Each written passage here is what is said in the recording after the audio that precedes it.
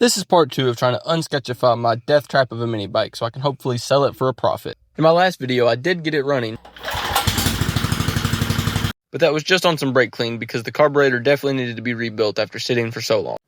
I started by removing the air filter, which honestly looked a whole lot better than I was expecting it to. Then I moved on to the plate that it mounts to. Then I removed the main mixture screw along with the nut that holds the bowl on. And then finally the bowl itself, which took a little persuasion as they always do. And you can see just how nasty the gas inside of this thing was. It definitely needed to be rebuilt. So then I pulled the float pin out along with the float, and then carefully took the bowl gasket off. And then I removed the idle mixture screw along with the idle set screw just because.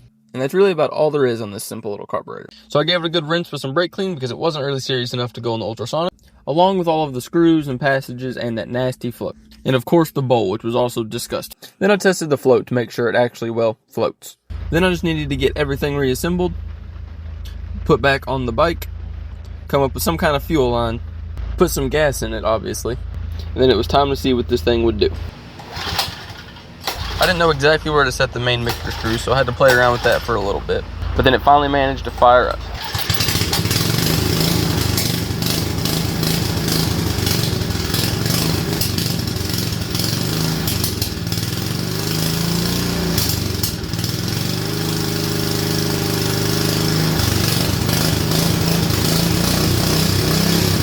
Okay, so it does run pretty good actually. I'll be able to get it tuned up a little bit better once I have the airbox back on, but I'm not going to do that just yet because now I have to tear it down and paint it.